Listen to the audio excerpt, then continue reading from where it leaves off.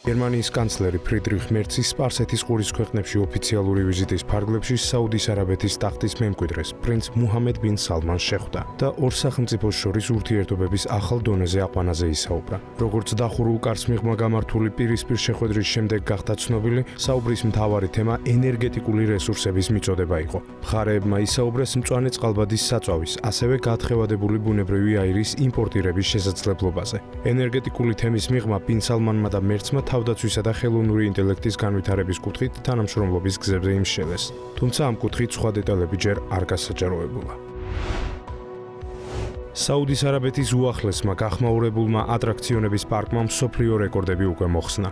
ახლად გახსნილი Six Flags Kids City, რომელიც უდაბნოში გაშენებულ უზარმაზარ ტურისტულ ობიექტს წარმოადგენს, მსოფლიოში ყველაზე გრძელი, სწრაფი და მაღალი ამერიკული მთების ატრაქციონებით გამოირჩევა. Six Flags Kids City ქვეყნის ამბიციური გიგაპროექტის Kids ნაწილია, რომლის მიზანიც არაბეთის უდაბნოს ტერიტორიაზე მსოფლიოში ერთ-ერთი ყველაზე პოპულარული გასართობი და ტურისტული ჰაბის მოწყობაა. საუდის არაბეთის დედაქალაქ ერ-რიადთან ახლოს მდებარე კომპლექსი დასრულების შემდეგ კიბერსპორტის არენას, სტადიონსა და აკვაპარკს გააერთიანებს. თემატური პარკი Six Flags-ის პირველი ობიექტია ჩრდილოეთ ამერიკის ფარგლებს გარეთ. მის მშენებლობას დაახლოებით 4 წელი დასჭირდა და ის 32 ჰექტარზეა განთავსებული, სადაც რესტორნები, სავაჭრო ზონები და, რა თქმა უნდა, ატრაქციონებია თავმოყრილი. პარკში სულ 28 ატრაქციონია. ნახევარგამტარების მწარმოებელი ამერიკული გიგანტი Texas Instruments უსადენო ტექნოლოგიების ლიდერ კომპანია Silicon Labs $7.5 მილიარდ ყიდულობს. შეთანხმების პირობების თანახმად Texas Instruments თითოეულ აქციაში $222 გადაიხდის ნაღდი ფულით, რის შედეგადაც TI წვდომას მოიპოვებს Silicon Labs-ის პროტოკოლებზე, მათ შორის იქნება Bluetooth, Wi-Fi, Zigbee და Matter. TI-ის აღმასრულებელი დირექტორის ჰავივ ილანის განცხადებით, Silicon Labs-ის პორტფელი, რომელიც 1200-მდე პროდუქტს მოიცავს, იდეალურად ერგება Texas Instruments-ის წარმოების მასშტაბებს. კომპანია გეგმავს Silicon Labs-ის პროდუქციის წარმოება ოფშორული ქარხნებიდან საკუთარ ამერიკაში მდებარე მაღალტექნოლოგიურ საწარმოებში გადმოიტანოს. გარიგების დასრულება 2027 წლის პირველ ნახევარში იგეგმება, მას შემდეგ რაც მარეგულირებელი ორგანოები და Silicon Labs-ის აქციონერები საბოლოო დასტურს გასცემენ. მობილური ჩიპების ინდუსტრიის ამერიკული გიგანტის Qualcomm-ის შემოსავლები ბოლო 3 თვის განმავლობაში 12.25 მილიარდამდე გაიზარდა, რაც ნავარაუდებზე 40 მილიონით მეტია. გასული წლის ანალოგიურ პერიოდს კი 5%-ით აღემატება.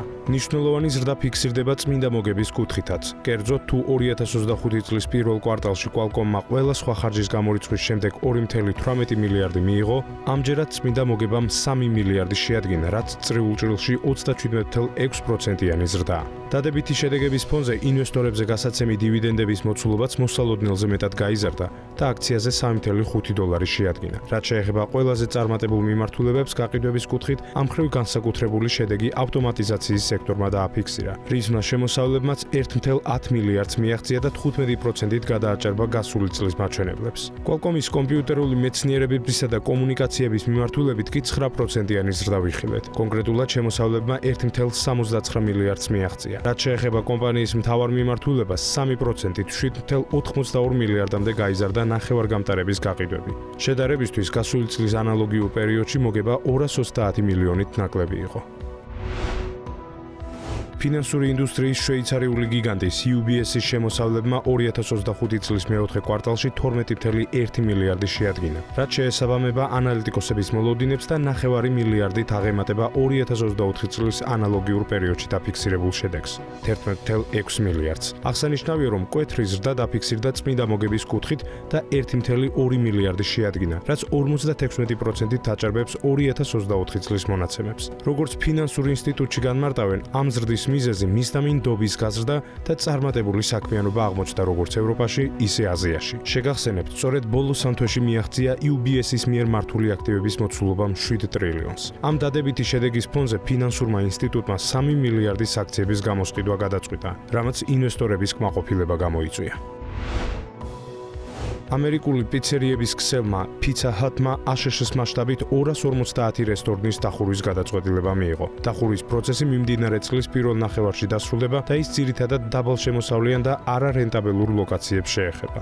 კომპანიის ხელმძღვანელობის განმარტებით, ეს ნაბიჯი სტრატეგიული პროგრამის Hut Forward-ის ნაწილია, რომელიც ბრენდის მოდერნიზაციას, ტექნოლოგიურ განახლებასა და მარკეტინგის გაძლიერებას ისახავს მიზნად.